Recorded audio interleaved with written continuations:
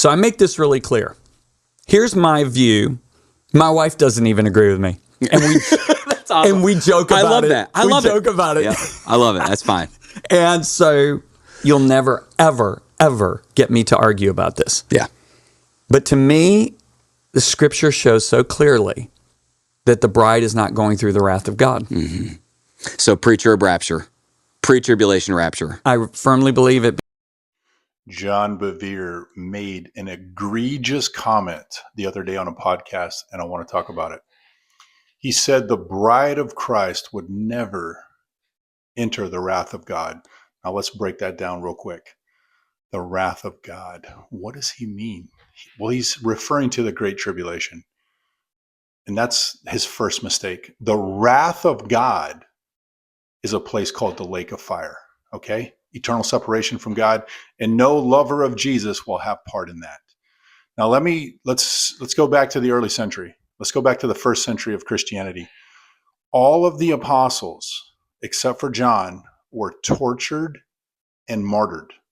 For the first 300 years of Christianity, it was sport to throw them into the Colosseum and have them fed to the lions and the bears and the leopards. Christians were systematically murdered for the first 3 centuries after it was born in Jerusalem. Did the early church, did they taste of the wrath of God? No, they did not. Being a martyr, being tortured and being murdered is not the same thing as the wrath of God. And this is something fundamentally that John Bevere does not seem to understand. Now let's look at the last 100 years. No one knows the exact number, but it's tens of millions of believers and lovers of Jesus that have been tortured and murdered worldwide. Again, that is not the wrath of God. What does it say in Revelation 12? They did not love their lives so much that they shrank back from death. That's one of the hallmarks of believers at the end of the age. They overcame the dragon by the blood of the Lamb, the word of their testimony, and they didn't love their lives when they were murdered.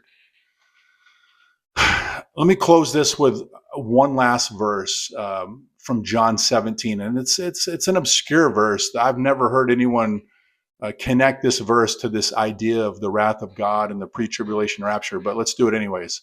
So in John 17, Jesus prays this for his disciples. Father, I do not pray that you take them out of the world, but I pray that you protect them by the name you've given me. Now think about that prayer for a second. Why is Jesus talking about not being taken out of the world? And then he prays protection for people who were tortured and martyred. Did the prayer of Jesus fail? Of course it didn't. All of those men were faithful unto death, which is the greatest honor you can give the Lord is your life. So John Bevere, I love you. You're an incredible man of God, but you do not understand what the wrath of God means.